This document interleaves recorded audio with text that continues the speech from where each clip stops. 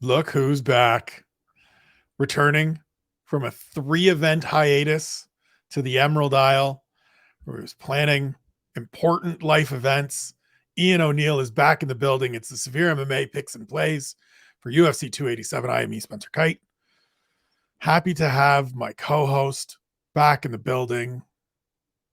I enjoyed some success while you were gone, IO. We're going to find out if you're a bit of a jinx for me or not this week. But regardless, it's nice to have you home. Oh, it's great to be back as well. Fantastic card to come back to too. And it's like, maybe that was a sign when I went away, you started having some success. So there's back at the track when I was a kid, anytime that I used to go to the races, my dad would have a hand in a dog or whatever. Anytime I went for a period of time, the dog never won. And they labeled me the magpie.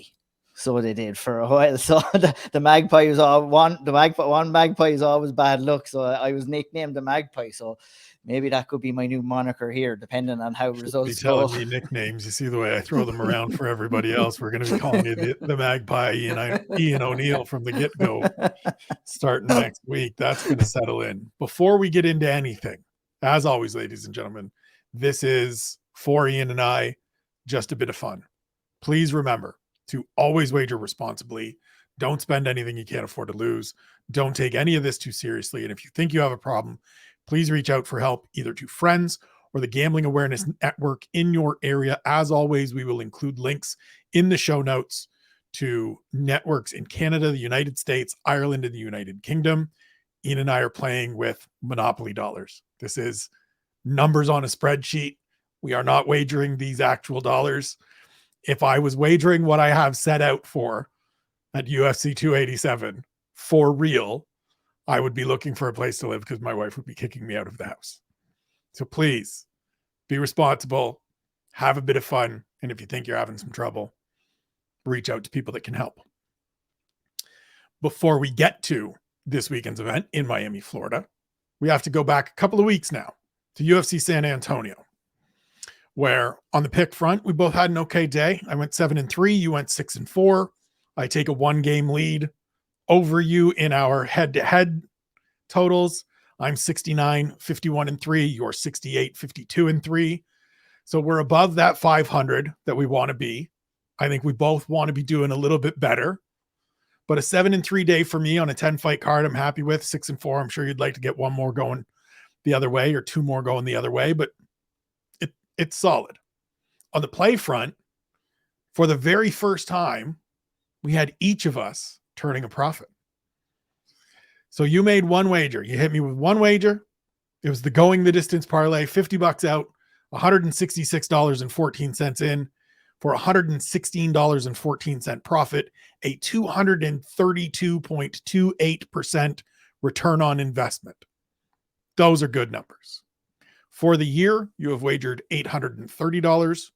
You have brought in $667.27. So you're down $162.73.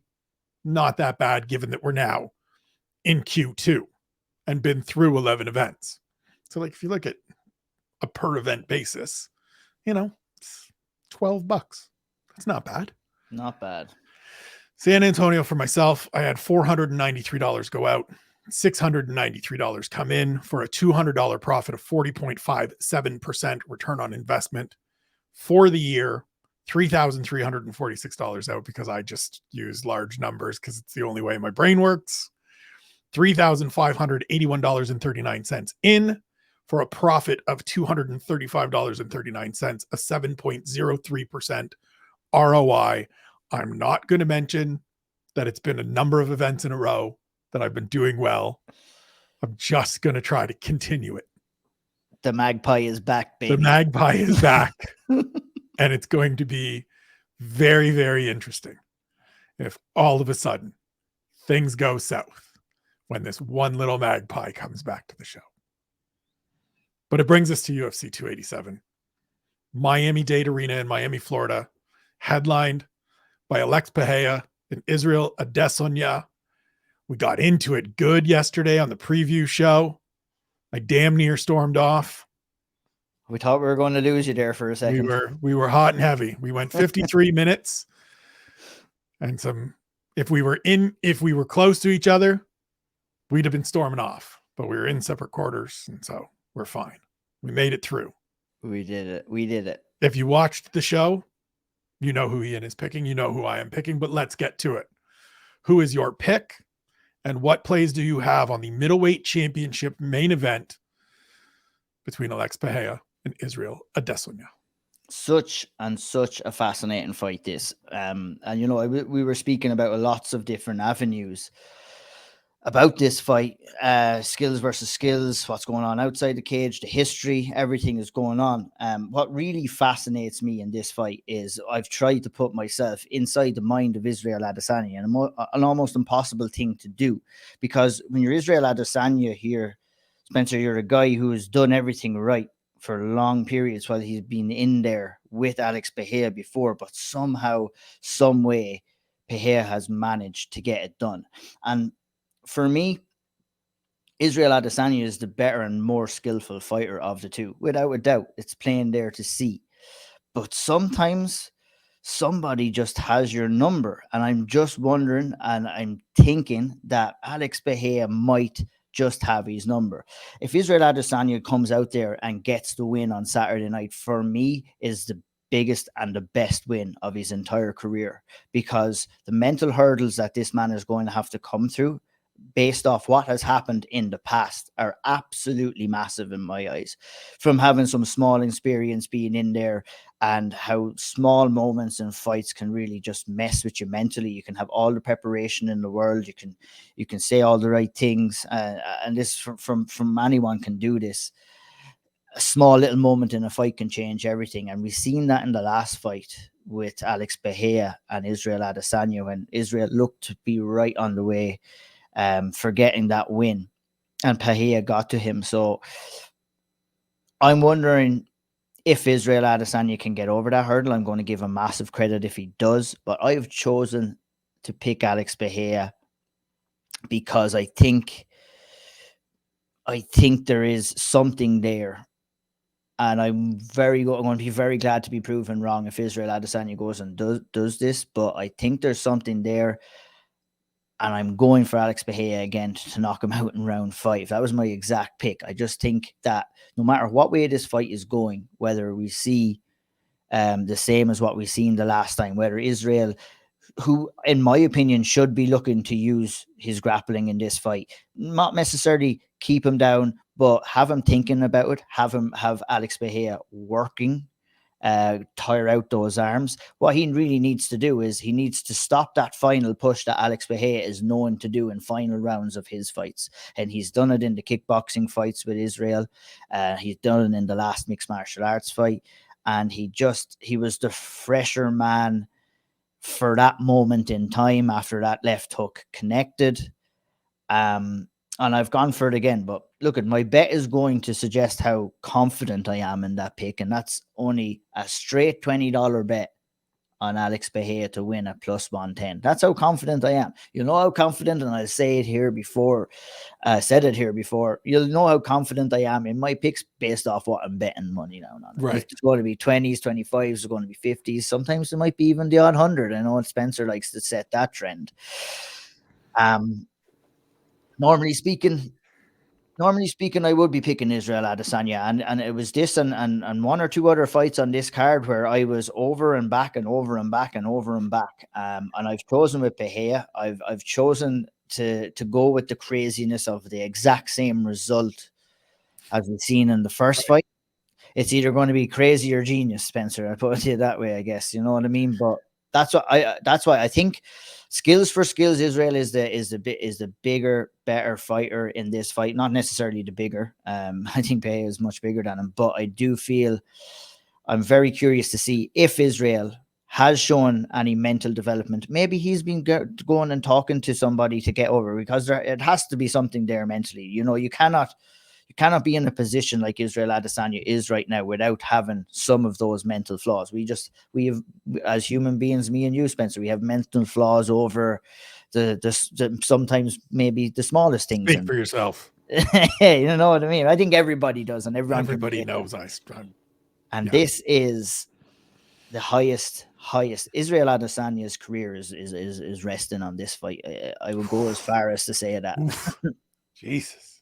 I know, I not So- not to disregard. No, I Not to understand. disregard, and I would not personally go out and shoot that from the rooftops. But if he wins this fight, he'll be known for a great comeback and overcoming a great nemesis.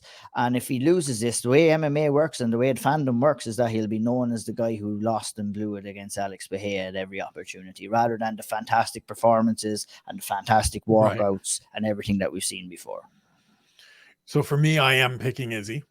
I think he's going to win a decision. That's my prediction. I think he's got multiple paths to that outcome. I think he can work from the outside and just kind of stick and move, work the jab, work some low kicks, skate away, kind of the Yoel Romero approach, as Sean was talking about on the preview show. I think he can also adopt a little bit of Corey Sandhagen against Chito Vera and just be hyperactive. That certainly puts him a little bit in harm's way, right? The more you throw, the more you're open to be hit. That puts him in front of Alex Bahia a lot. Not a spot you want to be. I do think, to what you were saying about the grappling, he can clinch, he can look for some takedowns, he can utilize that. And if he's furthered that development that we saw in the first fight in these last 4 months, there's some avenues there, even because he was able to take Bahia down a couple of times, get to positions where if he's a little more skilled and knows how to control somebody and knows how to do some stuff, he can have some success. The thing you mentioned about, and you talked about it as well on the preview show, that Izzy has basically won, 85, 90% of the time that they've been in the cage. Eric Nixick really put it well when I spoke to him for the coach conversation. Izzy won the fight and Alex Bahia won the moment. And the comparison he made, or the not to just leave it in this specific fight. He talked about Rafael Assunção's last fight against Davey Grant, right? And officially Rafa's final fight. Shout outs to Rafa for a great career. He won that fight. That fight was 14 minutes and change, and he won just about every minute of that fight, but he lost the moment. And I think that's what happened with Izzy. I think he lost that moment in the 5th round for whatever reason, whether it's a mental lapse, whether it's he just got caught up, whether he's tired, whether he's slowing, whatever it may be, he lost it. Heard a little clip today. Eugene Behrman, his head coach from City Kickboxing, talking with Megan Anderson, talking about focus being the key word for them throughout camp. It's just focus. Every minute has to be focused. I think we see the best version of Izzy that we've seen in some time on Saturday. Will it be enough? I don't know. And the way my lack of confidence is that I have no plays on this fight. Ooh. Not one. I'm not going near it. The price on Izzy as the favorite isn't interesting to me. I'm not chasing props on decision or finishes or anything like that. I just want to, part of this is selfish as well. I want to sit for the main event, close my laptop, and just do this. Because I am fascinated by this fight. It's such a fascinating fight. I don't think that we've ever had a situation like this, Spencer. You can take what it is for the kickboxing fights, but to have a guy who has been so successful but has yet down 3-0 in combat sports. I've been trying to think about it today. Yeah, that's what makes it. Dillashaw and Cody Garbrandt is probably the closest comparison, right? Cody needs 10 more seconds at the end of the first round in the first fight, and he's got TJ out of there because he hurts him at the end of the first, and he's on chicken legs going back to the corner, and then comes out and TJ sparks him in the second.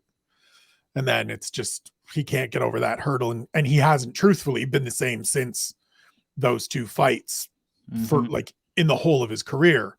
But yeah, there hasn't been with this level of, does this dude just have my number? Yeah. And I think it's wild.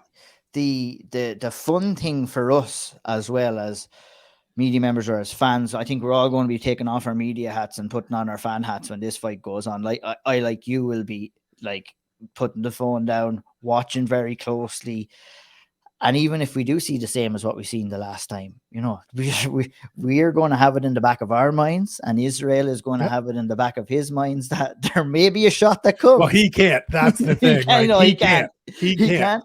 But so the other person I talked to for coach he cannot conversation, let it manifest. The other person I talked to for the coach conversation was Elliot Marshall, and he and I have built a great relationship here in the last couple of weeks. He's going to be on a conversation with next week. And we talked about like the X factor here has got to be the history, right? It's just, there's no way for it not to be.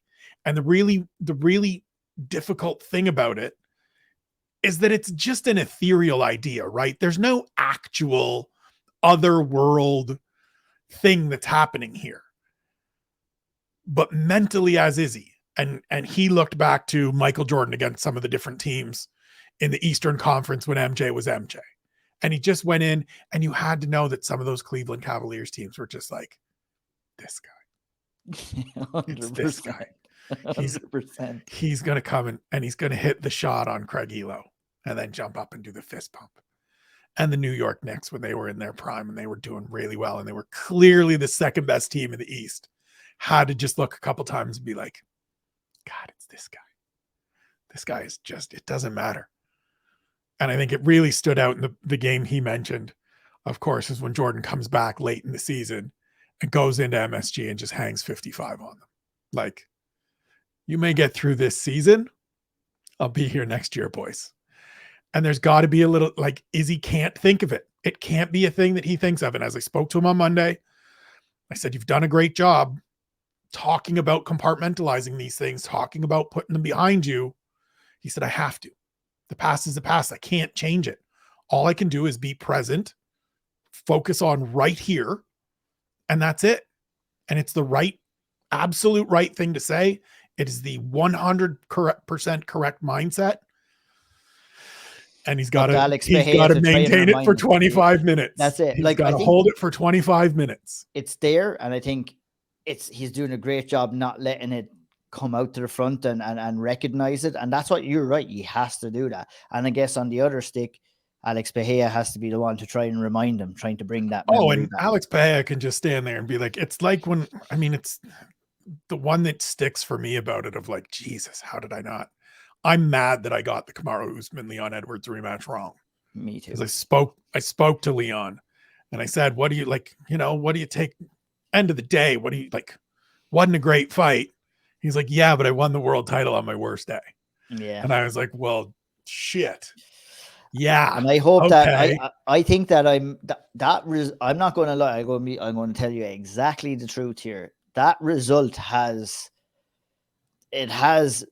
made me pick Alex Bahia in this fight. It has. I think if Usman had won that, I probably would be coming in here and picking Israel, which is crazy to say. We've now seen the former champion not reclaim the belt, and we're like, nope, not. Yeah. Let's go, Izzy. Let's do it, brother. Let's go. There's only been like that, but look at the stats are the stats, and there's been a small, happened very often. too. It has not, and you have to look at those as well. And Brandon that's why Moreno's won it back. Cain Velasquez has won it back. Yeah. And I think, if Israel does it this time, you have to give him tons and tons and tons of credit. While I would say on one stick, it's the biggest moment of his career, and a lot of things would be thrown to the wayside if he loses this fight. If he wins this fight, this is him going up in that trajectory again, and he can shoot himself back up to where he wants to be. Yeah. He'll win all the fans back. He'll win all the doubters back. And I think, a character like Israel Adesanya doesn't come across too often. I'm not going to sit here and begrudge him that for one fucking second. I'm just fucking delighted that I'm going to sit in the seat and I'm going to be able to see this story play out on Saturday night. Agreed. Hopefully he wins so we don't have to see pictures of giant testicled Pokemon anymore. Yes, please. Jesus. Yes, please. Come on, Izzy. Come on. I love you and I appreciate the brashness, but I don't need that. My nephew plays with Pokemon. I'm not going to be able to not think of that tomorrow when he wants to show me his Pokemon cards at Easter dinner. Oh, God, you're killing me. That's so funny. We move to the co-main event. Gilbert Burns, Jorge Masvidal, welterweight division. Durinho goes to the 305, to Masvidal's backyard. Who wins, and how are you spending your money? So for me, with Jorge Masvidal, I've been following his career since the very, very early days and was always a big fan. And he got his due reward for his career, and fair play to him for that. But I do feel at this stage of his career, coming in against a guy like Gilbert Burns is, if he goes in there and we see a Jorge Masvidal at 100% and fight the best fight of his career, he has the chance to get in that. But I'm not sure he has it in him anymore. I think career-wise, he's probably no, he's not probably. He definitely is on that downward spiral. It's not beyond the realms of possibility that he goes out there and wins this fight, but I just think stylistically and historically, what we've seen in past fights when he's come up against heavy grapplers, it just doesn't bode too well for me in this fight. It'll be up to Jorge to kind of lure Gilbert Burns into a striking matchup. I don't think Gilbert Burns is going to bite on that, to be honest. I think Gilbert Burns knows himself that a win here gets him probably one win away, if not the next title shot, because we don't know what happens. With Colby, someone gets injured. Maybe one of these guys might be the backup for Covington and Edwards in the UK later on this year. So the stakes here are massive for both guys. Jorge Masvidal has that Leon Edwards story, but at the end of the day, we've seen the blueprint to be Jorge Masvidal, and he's going to go out and call everybody pussies and crotch sniffers. But at the end of the day, man, you got to fucking be able to defend takedowns to implement your own game plan. So you can call everybody what you want under the sun, but at the end of the day, reality is reality, and you got to look at yourself in the mirror. And I'm not too sure if he truly believes that he can get back to the title again. He's going to say that he can. I just think Gilbert Burns is a horrible stylistic matchup for him grappling wise. I think, you're coming against an elite. Don't make me bring on Harry Powell here to tell you how good a grappler Gilbert Burns is. And I feel that while Gilbert is not going to go rushing in like Ben Askren did, because we all seen what happened, I think Gilbert has a lot more fight IQ and is not going to get caught up in the moment as much as what Ben Askren did. I think he's going to probably set up his takedowns, try and get Jorge back against the cage, and ultimately take him down. Not people talking about finishes here. And one thing I'll have to give Jorge Masvidal is that he is not an easy guy to finish. And I don't believe he's going to be an easy guy to finish when he steps in there on Saturday night. You think that he's going to go out and want to get finished in front of that Miami crowd? He'll go out, I think, this is my prediction for the fight, he'll go out, he'll have a couple of nice exchanges on the feet, but ultimately Gilbert Burns is going to be too strong in the clinch. He's going to be too strong to hold him down, and Jorge Masvidal is going to lose a very frustrating decision. And that is my play. I've gone for $50 at plus 155 for Gilbert Burns to take home a decision, which gets you back 127. So your $50 will tell you how confident I am in that pick. Here's how we make up ground on this show. I have everything the exact same, including the bet. Wow, that's crazy. Yeah. There you go. This is how we get through it. 23 minutes on two fights, but 2 minutes on this one. Burns rolls. He just rolls. I honestly don't even think he's upset getting into a fist fight with Jorge Masvidal. Masvidal's not a guy that's going to come out and spark, like, for outside of knocking out Darren Till. He's not a guy that's coming out and sparking you with one shot. And so Gilbert Burns will be like, cool, you want to fight? You want to just stand here? Great. I went toe-to-toe with that giant Chimaev. Let's go. No matter where this goes, Gilbert Burns wins. Same bet, same return. He's also part of a parlay. Oh, shit, son. Spencer's taking up the parlay duties this week. I've chosen not. I'm coming in a little bit cold after a few weeks off, so I've decided, no, we've betting on every fight. Wade back into the water. Yeah, that's it. All right, we move to the bantamweight division in the middle of the fight card, in the middle of the main card, excuse me. Rob Font, Adrian Yanez, a fight you and I are both very interested in. Where are you going? Who do you like? What are you playing? Like the main event, this is a fight that I've been going over and back in as well, because I'm struggling to cull my fandom of Adrian Yanez, because I've been a real fan of his uprising in the bantamweight division so far. But I do think he's a legit fighter. I do believe he is the future of the bantamweight division, and I believe that this is the perfect test at the perfect time to see where he's at right now in his career. Rob Font on the other end of the stick, man. I mean, he has just been a fantastic and is a fantastic competitor in the 135-pound division, and he's the perfect test for Yanez here. A guy who's going to want to come in and land those big shots, but you know what Yanez is going to have to do? He's going to have to get past the jab of Rob Font, and that's going to be the key to this fight. If he can, it's going to be the battle of the jab and who can get off their big shots, because what we're going to see is we're going to see punches and bunches from Rob Font, where I feel that we have seen Yanez go ham and move forward and land punches, but I do feel that we're going to see a more composed guy on the feet, where he's going to have to try and pick his shots a little bit better.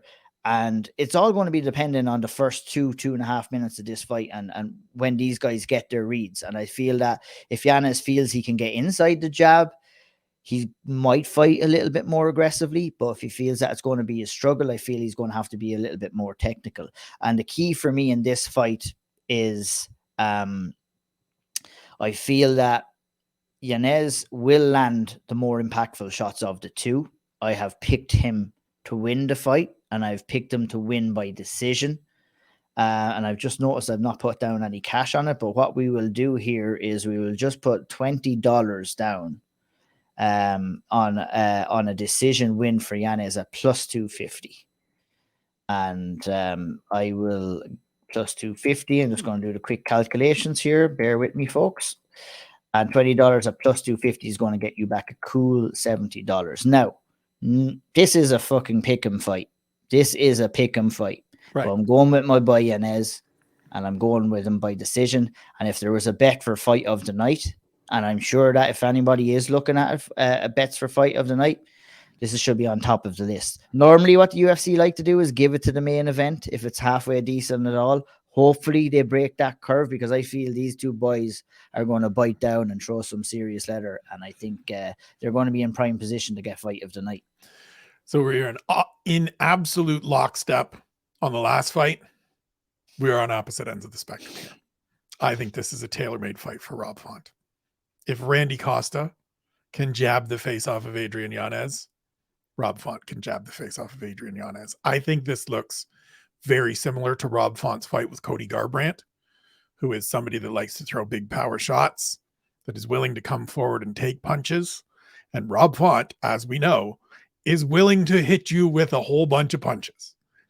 I like Adrian Yanez. I think he's a very good fighter, but I think he's sort of hit his ceiling a little bit in terms of the level of guys he can beat with the style that he has right now. He can make some adjustments. I think this fight is going to be one that teaches him a couple things, whether he wins or loses. He will come away from this and be like, oh, I've got to fix that because my face is all busted up. But I'm going with Rob Font, and I'm going in. So we got $200 on Font to win at plus 150, returns $500. We've got $50 on Rob Font by decision at plus 280, which returns $190. So $250 out total. It's a $250 profit if he wins, and it's a $440 profit if he wins by decision, and he's also part of a parlay. We move to the welterweight division. Kevin Holland versus Santiago Ponzinibbio. Who do you like? Where's your money going? I like this fight in general. I think that Kevin Holland is not going to be able to go out and do what he normally does, and that's act a fool in the octagon against a guy like Santiago Ponzinibbio, because Ponzinibbio ain't no joker. Like, he's your hard-nosed, just tough bastard. That's the only way that you could describe Ponzinibbio. I was actually blown away when I saw the prices for this fight. Absolutely blown away. I've picked Ponzinibbio to go out there and do what he does best, and that's move forward and land big shots. And I think he can capitalize on the mental flaws of Kevin Holland here. Kevin Holland is a guy who starts confidence and starts with a lot of confidence. And as the fight progresses, if things are not going his way, we'll see him talking, we'll see him looking away, we'll see him playing around a little bit, and that's his little bit escape mechanism for kind of throwing the fight away in my kind of terms, what I've seen so far. And I think that Ponzinibbio is going to give him every chance to do that in this fight as well. I've not gone super big on it. I've gone $25, a plus 200 for Santiago Ponzinibbio. Get on that. Get on that plus 200. All right, Holland might go out there and he might not act a fool and he might pick him apart on the feet. But my goodness, that plus 200 on Ponzinibbio is an absolute must. Take that bet. So the perfect example to me of why I'm picking Ponzinibbio and why I too was shocked that he is a plus 200 underdog here is that 3 days before the fight, so on Thursday afternoon, Kevin Holland is getting into scuffles with Jorge Masvidal at the Fighter Hotel. And he's worried about what car he's going to drive around Miami with Terrence McKinney as they're down there for fight week and filming their vlog and all of that stuff. Boy, you got the Argentine dagger coming over to smash you up. Only thing you should be worried about is 36-year-old grown-ass man Santiago Ponzinibbio and his big old right hand. We saw last time out for Ponzinibbio, got down 2 rounds against Alex Morono and was like, oh, cool. I have to do the punching things, and did them. And Alex Morono was like, there goes victory from the jaw. There goes victory. I had it in my grasp. I don't think Kevin Holland is a serious person, as I've said throughout the week on a couple of my other shows. And I think Santiago Ponzinibbio goes out here and rolls. As I read this bet, I am thinking of upping the amount invested here. This is how much I like the plus 200. But it's $100 on Ponzinibbio to win at that plus 200, returns 300. And also $25 on Ponzinibbio to win by decision at plus 500, which returns $150. So it's 125 out total. It's $175 profit if he wins and $325 profit if he wins by decision. He is also in that parlay with Rob Font. It is my main card underdog parlay. Font and Ponzinibbio, $50 at plus 650, returns $325. So a $250 profit. If you're going to give me 5-1 on 2 guys I think are going to win their fights, I kind of got to take it. And I'm kind of sitting here being like, do I move that to 100? I've moved my 25 bet to 50. It's done. Yeah. It's official. Yeah. It's going to be sent over to you. And look. And you know what? We say it could be one where we're wrong. We say it could very well be, right? But we say we don't bet real money. I'm going to probably say I'm going to be putting real money on this. There might be a little bit of real money in there. Smaller dollar figures. Gamble responsibly, folks. Yes. We move to the bantamweight opener for the main card. Raul Rojas Jr., Christian Rodriguez. Battle of young prospects in this division, despite the fact that there is a 7-year age difference between these two. Who do you like? What are you making a wager on? I like Raul Rosas Jr. in this fight, but it's not a fight I feel he's going to steamroll a guy like Christian Rodriguez. Rodriguez is, as you said, and I think you described him excellently on the preview show, as a real tough up-and-comer and kind of himself that has a lot to prove. You know, only 8-1 in his career so far. He's 25 years of age, you know, still, 7 years the elder of Raul, which is absolutely crazy. So, you know, C-Rod is no joke. And I think what he's going to provide Raul Rosas Jr. in this fight is his toughest test to date. But I feel it's going to be a test that he passes. And my pick for this fight is obviously Rosas Jr. And my play for this fight is, you know, we've seen Raul go out there and dominate and get submissions. I feel that we're going to see a lot more closer exchanges in this fight. I feel that his grappling probably is a little bit stronger and will be enough for him to take home a decision. So that's what I've bet on as well. I've gone for $20 for Raul Rosas Jr. to win by a decision at plus 225, which will bring you back $65. I'm picking Rosas Jr. as well, but I'm not super confident in it. I really like Christian Rodriguez. I think he's a guy that again, as I said on the preview show, if he's matched up against just about anyone else, we're talking about this 25-year-old that's undefeated in the division. His only loss is to Jonathan Pierce, who was on a 5 or 6 fight winning streak at featherweight. He was up in weight, gave him hell in that fight, won the 3rd round of that fight. Jonathan Pierce was exhausted trying to deal with Christian Rodriguez. But I think Rojas Jr. just there is something to this kid. You don't make it to the UFC and win as impressively as he did in his debut if there's not a little something. So I'm siding with him. But this for me is a stay away fight. No skin in the game. No coins out. Just sit and watch this one. Want to see, I've said throughout the week, I've said throughout the year, Raul Rosas Jr. is the most fascinating fighter on the roster to me. I am looking forward to this progression. I am looking forward to seeing him grow as an athlete. But much like the main event, this first fight of the main card, I just want to sit and watch it and see what happens. You're sitting out for the first and you're sitting out for the last. I want to be home and cooled by the end of this. By the end of this event. In the middle of the card, though, you're getting damn busy in the middle of the card. Middle of the main card, we're having some fun. Yeah, most of my money is laid out in the middle of the main card. We move to the prelims, close out in the middleweight division. Kelvin Gastelum and Chris Curtis. Who are you picking, and what are you betting on? I like Kelvin Gastelum for this fight. I feel the time off will have done him some favors, let some injuries heal up, let the body recover. He's been talking a lot about, changing up a lot of things. He's moved to a new city, moved to a new camp.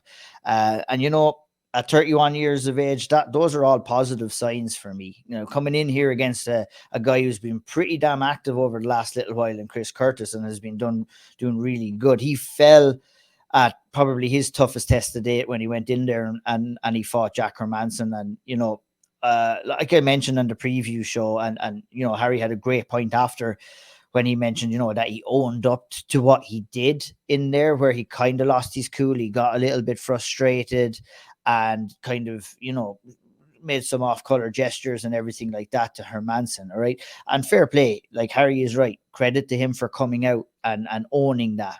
But it still happened. And I think guys are going to look at that and know that they can frustrate Chris Curtis. And I think that Kelvin Gastelum is capable of doing that again and taking him out of his game. I feel he'll be able to handle himself pretty well on the feet. Kelvin Gastelum will be against Chris Curtis. And if things aren't going well, I feel that he will be the more dominant grappler in this fight. I've gone for a straight pick here for my play. I've just gone a Kelvin Gastelum to win at -138. I've put $50 on him to win, which gets you back 86.25. No messing around with. I'm a sucker, man. I'm a sucker for picking a decision or a first round win or a second round win. I've done it before this fight. I'm doing it after this fight. Spoiler alert. This one, I've just gone for the straight pick, Kelvin Gastelum to get the win. So we're again on the opposite sides of things. As much as I agree that the time away certainly helps injuries heal and all of those things, I think Kelvin Gastelum is one of those guys. We talked about Izzy and Pahea there being just this little bit of like hangover, snake bitten, this guy's got my number. I think Kelvin Gastelum is just one of those guys that in any other sport we would qualify him as injury prone. And I think once you get to a certain point, that's just hard to shake. And it's hard to get back to being the best version of yourself. I wish him all the best. He's at a good team with Fight Ready, with Eddie Cha and Santino DeFranco, back home in Arizona after years of being in Orange County. He's a guy to me that when you look it up and you realize he's 31, he feels a good 5-6 years older than that because he's been around for a long time, but also because all of those injuries, right? Like he was supposed to fight earlier this year and he busted up his mouth. He's just one of those guys that to me can't seem to avoid coming in with something not right. And Chris Curtis, for, as you said, getting pissed off fighting Jack Hermanson, is just a guy that I know what I'm going to get. He's a 35-year-old good boxer, mix up his ranges a little bit, mix up his levels, can defensively wrestle really well. So should be able to shut down some of that, if not all of that. And so for me, I'm picking Curtis. I've got $50 on Curtis to win at plus 110, which returns $105. $25 on Curtis by decision, because I do think KG is tough to get out of there, which is a plus 250. So returns 87.50. So it's 75 out, just a little $30 profit if he wins by finish, if he wins by stoppage, and $117.50 profit if he wins by decision. This is, as the odds indicate, this is a coin flip fight. This is the definition of a pick'em. I think they're ranked side by side in the division right now, 14 and 15. It's going to be a close competitive fight to close out the prelims. Yeah, probably went a little bit mad in my bet, but I'm like, why not? Let's go. I think, you made a couple of great points there about Kelvin, and I would just maybe to finalize it, like what I'm thinking in this fight and what you've said is completely legit on Chris Curtis here. I still think that Kelvin doesn't even have to be his 100% best to get a win here. And that's what I'm banking on. That's why I put my money down, to be honest. And I could be very well wrong, because, the odds do suggest what this fight is. And that's a razor thin close fight. Move to the strawweight division. Michelle Waterson Gomez against Luana Pinheiro. Which of the ladies do you think gets their hand raised? And where did you lay your money? By the time I'm finished talking about this fight, I might have changed my mind about 2 or 3 times, because after doing it about 5 or 6 times on this fight, I've watched back tape. I change my mind every 2 seconds. Michelle Waterson. It's a very difficult fight to figure out, because it's so hard to know where either of them are at. It just is. We know where both of them are at, but where they're going to end up, maybe. We know what they're capable of, but we don't know where they're at present right now. day. Yeah, because we know Michelle Waterson has failed against some of the elite level competition in the in the women's 155 or 15-pound division, and she's taken on a young up and comer here that has a style that doesn't really suit Michelle Waterson's kind of outside stance, kicky, rangy style of fight. And I watched tape on these 2 women, and I've picked Michelle Waterson first, and then I rethought about it again, and I watched back some more fights, and I went with Pinheiro, and then I watched one more this afternoon, and I was like, no, maybe just I'm like, people think I'm crazy. Why am I watching this so much? I don't know, because these are the type of fights that interest me, and I want to put the work in to try and make it the most educated guess of who's going to win as possible. I've settled with Pinheiro, and the reason I've settled with Pinheiro is because I think she has the skills and the capabilities, and I think she'll produce a game plan where she's not going to allow Michelle Waterson get off her shots. What we've seen, and a trend that I have seen in Michelle Waterson's latest fights, and she hasn't fought all that much, is that she's a little bit gun shy. She doesn't fire off as much as she should. She doesn't use her boxing as much as she should. And I think she's going to try and set the range here with her kicks. But I think Pinheiro, what she does so well is she storms the space. She lands 5, 6, 7 punch combos at times. She did that very well against Sam Hughes, and I think she comes in here with the same game plan against Michelle Waterson, and being a little bit better and having more experience in camp and learning more from that Sam Hughes fight. I think she has just enough to get the job done here, but this is another really close one, man. It is another really close fight. The thing that throws me and that sort of has me in that unsure position is that this is traditionally, sort of historically, the level of fight that Michelle Waterson Gomez wins, right? She struggles against sort of top 5, top 7 opponents, right? She had some success in the Amanda Lemos fight, and then Lemos grabs a guillotine and is just like, we're going home now. I don't think Luana Pinheiro is at that point, but at 37, where is Michelle Waterson Gomez at? It's the thing, isn't it? How long do you maintain that ability to beat that tier that she's beaten historically? And can Pinheiro be somebody? Is she someone that is going to be ahead of that spot on Saturday night in Miami? My assessment is the same as yours. I think she is, because she's not going to let Michelle Waterson Gomez fight from her preferred range, which is that outside distance karate side kick. She'll just burst forward. She is a judoka by trade. She is looking to get this to the ground if she can and beat the hell out of you on the ground. Got an excellent hip toss as well. Like she almost. I mean, it wouldn't be a strawweight fight if we didn't see a couple hip tosses, right? Michelle Waterson is going to try at least one. At least one. Yeah. At least. Oh, the minute they clinch, each of them is going to be looking for that head and arm throw. Going to be there. I need to learn the actual judo name because it's a cool name to be able to say, but I can't remember it. There's like an Uchimata and there's a couple of different ones. I know them. I had to learn them when I took command, but I can't remember anymore. Me too. Hayatoshi and Harayagoshi and all of these things. I just always go down to the old reliable and the Uchimata. It sounds cool. It sounds right to the uneducated here. But like you, my pick is Pinheiro. My play here is $100 on Pinheiro by decision at plus 120, which returns 220. I don't think either of these women is getting a finish. It's a low. To me, this is a high percentage play, right? I think Lou Pinheiro is going to get the victory. I'm banking on the upside. She's 8 years younger. She's coming off the injury, yes, but she's rehabbed. She's been in camp throughout this with her boyfriend, with her partner, Matthias Nicolau, who fights next weekend in Kansas City. They are at Nova União. They will be ready to go. I think it goes the distance, and we turn 100 into 200 and change. Profit is nice.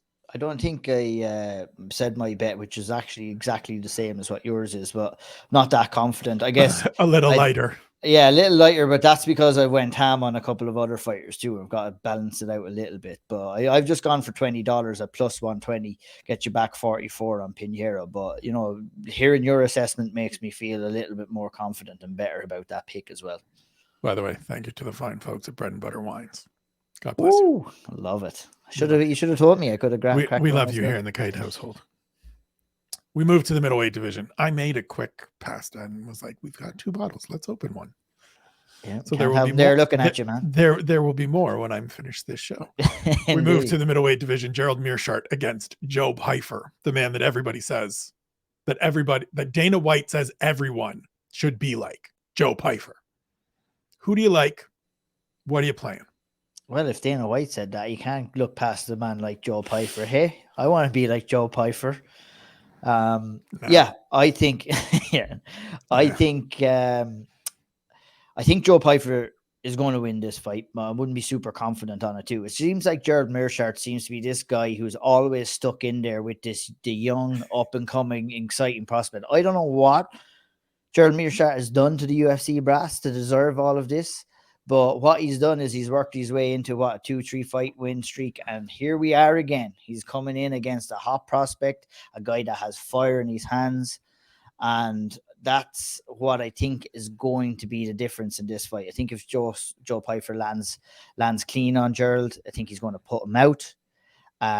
That's my pick for the fight. I think Pyfer is going to win. My play is a measly $10 on a Pyfer first round win. Measly. That's the first use of measly on this show. Yeah, there you go. Well, 10. Look, I shouldn't say it. I say that with my tongue in my cheek. $10 goes a long way with a lot of people, but in terms of what we've been betting and cash that's been laid down so far today, we're gone for a couple of $10 bets here on the undercard, but I've gone for Pyfer to win in the first round. I didn't write down the price, but I'm going to grab it for you right away. But as I am, please share your opinion, Spencer. So I'm going with Pyfer as well, because exactly what you said. He's got some spark in his hands, trains with a great crew, the Daniel Gracie crew in Philly, looked very good last time out, doing what you're supposed to do when the UFC hands you a warm body in Alan Amedovski. We've seen GM3 get sparked out a few times. Certainly capable. I like your first round bet, because usually with Gerald Meerschaert, if it's going to go bad, it goes bad in a hurry. Mm-hmm. And if it's going to go okay, it's later. And so I'm kind of hedging a little bit here. So I'm picking Joe Pyfer. He is my pick. But the gambler in me likes the fact that you're going to give me Gerald Meerschaert at plus 230 to finish. So we're just going to take a 20 and throw that over there and say, you know what, I think we're going to cash a bunch of other tickets before this and after this. So what's $20 on Gerald Meerschaert to win by finish at plus 230? If it happens to hit, we get $66. And if we don't, it's just $20. Everybody loves a good hedge bet. Everybody does. You know, sometimes you just have to go like this. To me is for me, it's a sign of growth, right? It's a sign of growth. I'm pretty certain that Joe Pyfer's going to win. He is a big hitter. He's a big, strong, strapping kid. He's 10 years younger than Gerald Meerschaert, who has been in 50 fist fights professionally, probably a bunch more in the gym, probably a couple more in the streets of, I think he's from Racine, Wisconsin, or something like that. Joe Pyfer's probably going to win, but just in case. It's that probably as well that only has me betting $10 on the first round finish. Right, exactly. Well. It's why I'm playing a hedge that feels like, to me, a smart hedge. Because I'm looking at the betting here, and I'm looking at minus 188 for Pyfer straight up, and you could go for that if you wanted to. I'm looking at by KO, TKO, or DQ for Pyfer is minus 105. Not really too much value, and I'm not willing to bet big bucks to get a good play on that. What I looked at is a plus 300 on Pyfer in round one, who's going to come out steaming, really beaming into this fucking fight. And what you said, you hit the nail on the head. If it's going to go wrong for Meerschaert, it's going to go exactly the same as it went with Chimaev. But if Meerschaert can weather that storm, and if Meerschaert can get it into the later stages of round one or round two and round three, where his experience will play a big factor in this fight, then things get a little bit interesting. Then the old hedge bet might come into play. We never know. But I've gone for plus 300 on $10. Gets me back a cool 40, a little bit of money to play around with next week. What a rotten second half of 2020 for Gerald Meerschaert. 1 minute and 14 against Ian Heinisch and 17 seconds against Khamzat Chimaev. I felt so bad for him against Chimaev. That was and you know what? Fair play to his character after that. Who you know what I mean? Like, after going out there and you know, for lack of a better term, getting embarrassed against Chimaev, you turn around and you win 4 out of your next 5 fights. And, you know, you do that in your late 30s or your mid 30s. When you're a guy that's had 50 fights and you've had 15 losses in your career, you know how to deal with it. And you know how to bounce back and just be like, hey, this stuff happens. This guy's pretty good. He got me. What am I going to do? We move to the most anticipated fight of the night, Carl Williams versus Chase Sherman in the heavyweight division. Who are you picking? And how are you possibly giving money to either of these gentlemen? Shame on me, because I am. I'm not going to dwell on this. This is Carl Williams is coming in here on short notice against Chase Sherman, and this is going to be a brutal fight to look at. Carl Williams went out a couple of weeks back, I think, on the Vegas show in the theater, wasn't it? And the name escapes me now, Bresky or something. Łukasz Bresky. Yeah, he fought well in stages, and that's making me confident that he's going to be able to beat up someone like Chase Sherman, who's the bottom of the barrel of the heavyweight division. The fact that he is willing to take this on short notice just a couple of weeks after going 3 rounds there shows how confident he is in his abilities. I've gone for Williams to win. And this fight, I've gone for Williams to win via KO in round 2 at plus 550.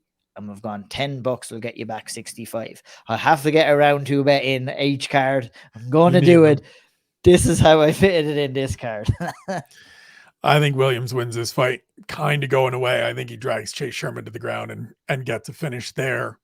Chase Sherman almost went for the sub myself. He didn't even think about it. Yeah. No, not in this last fight. I was like, Chase Sherman is 1-5 in his last 6 fights, and the one win Jared Vandera handed to him on a platter because he couldn't get him out of there despite having him hurt multiple times. I don't see this being a fight that Chase Sherman can win. If he does, I'll show up as I say every time I say stuff like this. I will turn up on Tuesday and offer my apologies on the takeaways with the young King Harry Powell. I don't think I'm going to have to be apologizing. I am staying away. It is low rent heavyweights. I want no part of this. None. Save these bullets for other fights, for other investments. Staying away. Moving back to the strawweights, Cynthia Calvillo against Lupi Godinez. Who do you like? What are you betting? I love Lupi in this fight because I think stylistically it's just a great matchup for her, especially where Cynthia Calvillo is in her career. I feel mentally she might not be there anymore. She had things not go her way already in the 155 or 100. I'm just going to call it the strawweight division because I've already called the 115 division the 155. But look, in strawweight it didn't work for Calvillo, so she moved up to flyweight. Didn't work out for her there. So a classic fighter move. We move back down again. I think if there's a bet on her making weight on this fight, yes or no, she doesn't have a great track record at 150. That's the reason she went up. It's not necessarily that the results weren't there. It's that she couldn't hit 115 reliably. Yeah, 100%. And look, can she do it this time later in her career? I'm not so sure. And if she does, how much is it going to take out of her as well? Because Lupi is going to be coming at her hammer and thong in this fight. She sets an incredible pace. I think she has enough about her grappling to keep Calvillo on the feet. I think, Calvillo on the feet is not terrible, but her output isn't great. She just paused the jab a little bit, and you can counter that so easily in there. So I've gone for Godinez to win this fight. I've gone for Godinez to win via decision, a small bet 25 at -125. We'll get you back $45 here. And that's what I've gone for. Lupi by decision. I'm with you. I think all the stuff you said is 100% correct. Like, you lose 4 straight, you change divisions, hoping to change it up at 35, 36 now for Cynthia Calvillo. I think she turns 36 in the summer. It just feels like you're trying to get something back that isn't quite there. I agree with you that Friday morning is going to be the interesting thing. This will post after the weigh-ins have taken place, so please go and check and see. Not that we're suggesting she's going to miss weight. Don't have any intel on that, but she missed twice in her last 3 or 4 fights at the division. It was, in fact, the reason she went up. I just think Godinez is going to be the stronger, faster, more powerful overall fighter, just able to do a little bit of everything. I think Cynthia Calvillo has just kind of fallen off a cliff a little bit. She was solid when she arrived in the UFC, but she hasn't progressed and didn't progress at all since then. She's somebody that started fighting late, and that to me is one of those things that it's so hard to make those progressions and continue to grow and get better. You're going to gain some ground. Some things are going to change, but the big leaps and bounds that take you to that next tier are harder to come by when you get into your mid-30s or your early 30s and mid-30s, and injuries are starting to take a toll, and time off is starting to be a factor, and things like that, and level of competition as well. And so I think Lupi gets the victory. I think Canada gets a win on this card, but I'm staying away. No bets. Just watch it. Watch Titan MMA do their thing. Let's go, Lupi. Let's go, Lupi. Fun fact, Cynthia Calvillo's last win at strawweight was in 2019, February 2019, against Courtney Casey. So take that for what you will. Yeah, that was a long time ago. We move to the lightweight division. Ignacio Bahamondes against Trey Ogden. Who you got? Where's your money going? I think my fist pump gave my pick away in this fight. I just really enjoy Bahamondes. I really enjoy watching him fight. Is he going to be a world beater? Is he going to be a champion? I don't know. But I do enjoy every time he gets in there. Long, rangy, explosive striker. Loves the jab, loves the calf kick. When you're long and you're rangy, you're throwing out that jab, you're throwing out that calf kick. And you look at Israel Adesanya right at the top of the card as well, who is also long and rangy, who does the exact same thing. The perfect distance control, because you're not allowing your opponent to get inside in range and get off their shots. And I think Bahamondes uses that quite well, and he did, especially in his last fight. I think, whatever you see on the feet, we've seen that fantastic spinning heel kick against the 42nd president of the United States, Roosevelt Jr., or was it Roosevelt Roberts Jr.? Roberts Jr. Yeah. I think that was fantastic. That put him on the map in the UFC. We saw a great submission out of him in his last fight. So look, he proved in his last fight that, you know, they were questioning whether he's well-rounded. They were happy to see him in there, but he went out there against Zhu Rong and he caught him with a Bravo choke in round 3. He got that wheel kick in round 3. That tells us that he finishes strong as well. So Trey Ogden has a lot to worry about in this fight. I think in his last fight, Trey Ogden fought a similar enough guy in size of a guy in Zell Huber. But the difference between Zell Huber and Bahamondes, I feel, is that Bahamondes is going to be way more active on the feet. And he's not going to be able to allow Trey Ogden to get off his shots. For that reason, Ogden's jab is very good. And Bahamondes, I think, will have to kind of counteract that a little bit. But he will, what he's going to probably do and how he's going to counteract that excellent jab is he's going to kick the fucking calf off him. And he's not going to give him that strength of jab later on in this fight. I can see a late finish again for Bahamondes. He's my pick. I put $25 at plus 115 for Bahamondes to get the finish again. I think he goes out there, he fights the finish. He is a finisher. I think he can get it done in this fight too. Your 25 will get you back 53 and 75 cents. It's only a 3-inch reach advantage, which surprises me. Now, of course, reach only measures arms. We're not talking about his go-go gadget legs, which will certainly be a factor here as well. I'm on the same side as you. Shouts to Trey Ogden for taking this on short notice. He's stepping in for Nick Moda. He had a fight canceled in San Antonio, was supposed to fight Manuel Torres. That got pulled on the Friday. Torres was ill. Trey Ogden jumps in, doesn't want to waste the camp. Great of him to be here. I think this is going to go sideways for you, sir. I really like the fact that you mentioned the matchup last time for Trey Ogden against Daniel Zellhuber. The other difference to me, besides the fact that you're absolutely correct, Zellhuber didn't throw and Bahamondes will. Nacho's lost some fights, right? He's been fighting he's 25. He's not undefeated.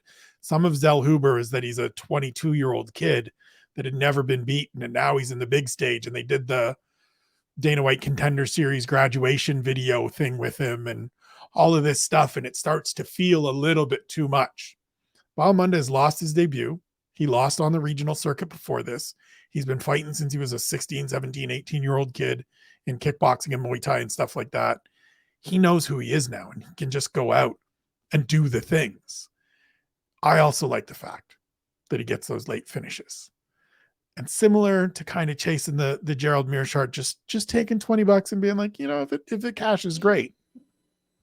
$20 on Ignacio Bahamondes by finish in round 3 at plus 800. Get in plus there. 800. Get in there. Yeah, he's done it twice before. Ladies and gentlemen, you just look at the prop and you go, you know, it's only $20. And if he does it for a third straight time, because he's done it in his last 2 fights, that 20 turns into 180. And that's $160 profit.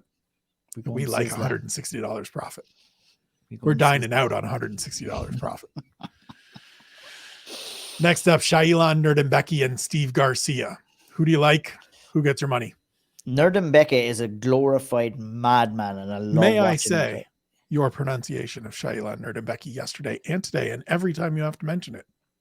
That's why I'm saying it. I struggle at the best of times. That's why I wanted to mention him yesterday, because I was like, I fucking got this. Yeah, but Nurdimbeki, watch me fuck up his name. I stumbled over somebody's name on one of the things that Harry and I did when you were away, and he literally in the other frame went as I tripped on a name, and I was like, "What?" And he's like, "You screwed up his name." I remember I watched that. I got a good giggle out of that as well. Screw you, Victor Altamirano.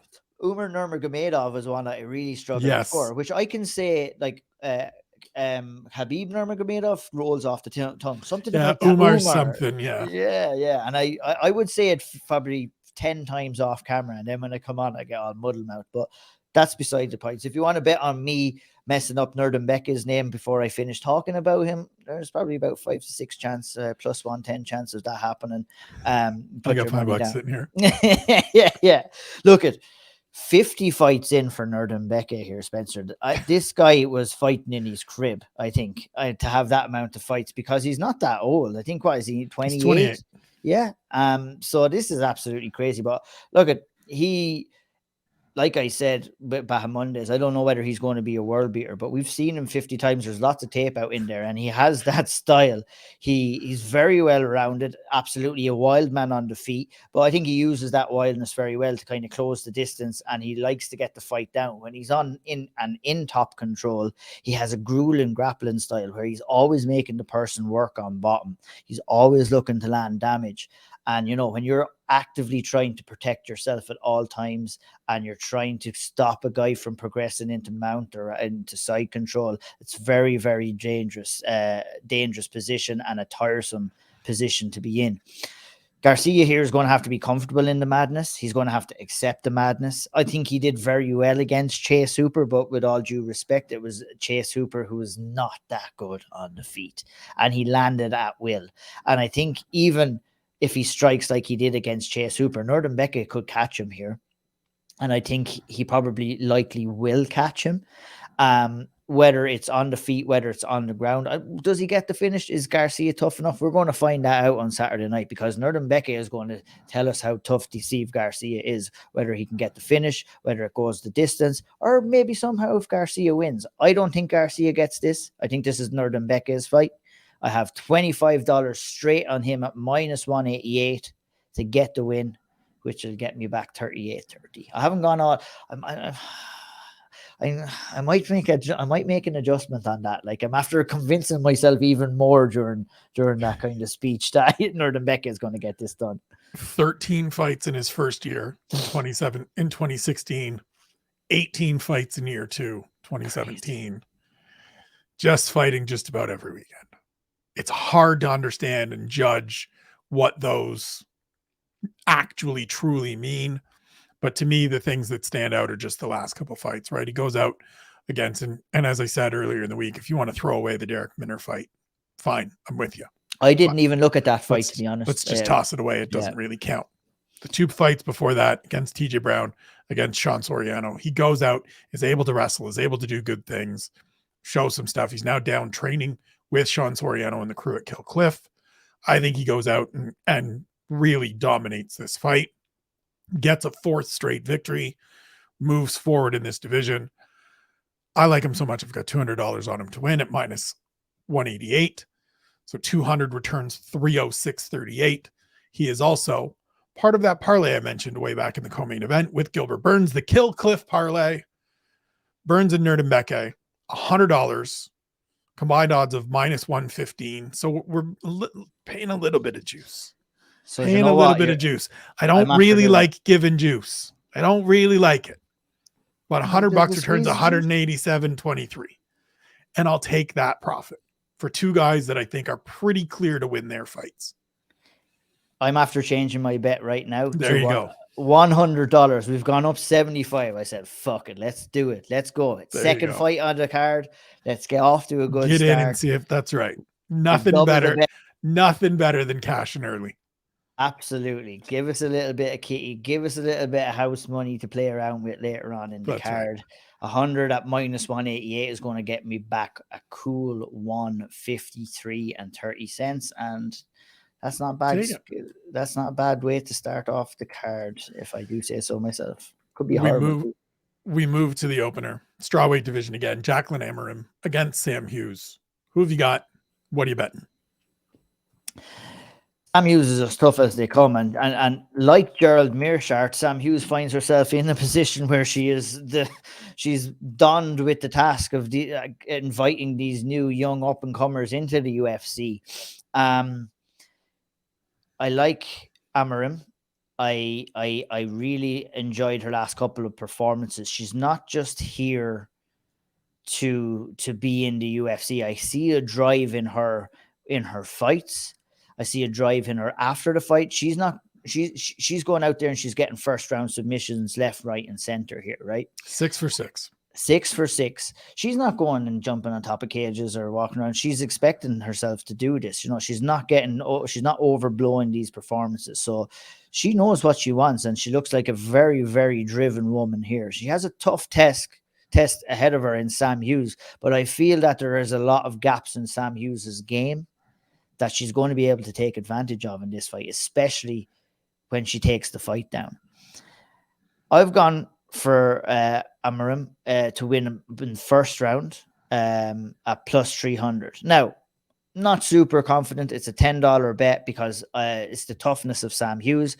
I would not be surprised in the slightest if Sam Hughes went out there and put on performance and won a decision. I don't know if Hughes has it in her to finish someone like Jacqueline, but I do think that Jacqueline has it in her to finish Sam Hughes. I think she's going to want to keep that run alive, and I think she has a good chance of doing it. $10 at plus 300. So you're going to give me a plus 300 for a woman who has won her last 6 fights in the first round. I'm going to take that all day. So I, like you, think she has a good chance to finish here, but I just took the round prop out of it and went $50 on Amarim to finish at plus 115. So 50 becomes 107.50. I'll take it.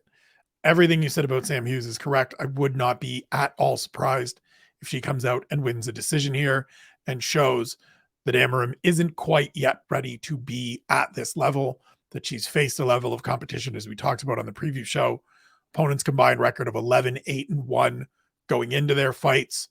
Only one of them has competed since she lost that fight. That is not a number that I like for debuting fighters in the UFC against people that I know are tough outs. But I do see this being similar to some of those other tough fights that Sam Hughes has been stuck in against Luana Pinheiro, against Pira Rodriguez last time out. So like I said, $50 on Amarim to win by finish at plus 115 for $107.50 back. Ian doesn't have any parlays this week. It's throwing me off. It's weird. I, of course, have my usual allotment. So the main card parlay: Israel Adesanya, Gilbert Burns, Rob Font, Santiago Ponzinibbio, Raul Rosas Jr. $1 produces combined odds of plus 2,184. So that dollar turns into $22.75. Be a lovely way to do the main card if that comes through. We're also cashing a bunch of other tickets. Prelims: Chris Curtis, Luana Pinheiro, Joe Pyfer, Carl Williams, Lupi Godinez, Ignacio Bahamondes, Shailan Nerdembeki, Jacqueline Amarim. Those are my 9. Combined odds of 2,230. $1 gets you 23.34. Again, if we can turn $1 into 20 plus, gorgeous. Full card. Put all of those names together. If we run the table, if the underdog parlay hits, if the Kill Cliff FC hits, if Izzy gets the belt back, if Joe Pyfer survives the Gerald Mearshart sprinkle, $1 combined odds, 53,106, returns $530.17. Be a nice way to close out the show. The thing I like about these full card parlays is most often we're done within about 3 fights. So there's none of this like sitting here. There's none of this sitting here feeling like, oh man, now I'm shout out to my guy, Cody Saftik, who every week will post his like extended parlay, and he does it in order of like preference, like confidence, right? Yeah. So he'll take his 2 and then he'll add somebody, or he'll add 2 and he'll add and he'll add and he'll give you the accumulator. He's hit a bunch of them. Cody's great. Go follow him. I couldn't do it. I would be sweating. I would be hedging. I would be getting out all the time. Like that cash out button would just be. You'd have your finger hovering. Mine are done over within 3 or 4 fights, and I don't have to worry about it. If I ever get through a prelims again, I think there's been one set of prelims, maybe even this year, where we've gotten through it, and I was like, we're going to have the live event? And then the opener of the main card goes sideways, and I'm like, well, wasn't that one? Might have to do a live stream if you're getting close. If we're getting close, if we go 10 for 10 and we cash that prelim one and we get into the main card, we'll jump on and might have to jump on and get live reactions. All total for me on this card, $1,000 and $1,043 out. So just under 50% of my bankroll. I'm at 2,300 and change. Look, I made the decision a couple events ago when Ian left me. and went to Ireland that I was going to go bigger numbers for bigger returns. I understand the risk. I understand the downside of this. It is yet to come back and bite me in the ass. I'm hoping that doesn't happen in Miami. Ian, the magpie. It's good to have you back. The magpie might come in here. Listen. If I'm coming in here like this, I'll have to fly in like this every week now. It's good to have you back. It's great to be back. But if you curse me, if you spoil this run, we might have to send you back to Ireland. Ladies and gentlemen, this has been the Severe Picks and Plays for UFC 287 for the Magpie. I am Spencer Kyte. Thank you for watching. Like, subscribe, rate, review, follow the lads, sign up for the Patreon, listen to the big show on Sunday, Shawnee and Graham. Check out me and Harry on Tuesday with the takeaways. We'll be on Twitter during the event, I'm sure. Follow my live recap on the site, SevereMMA.com. We love you. See you soon. Peace.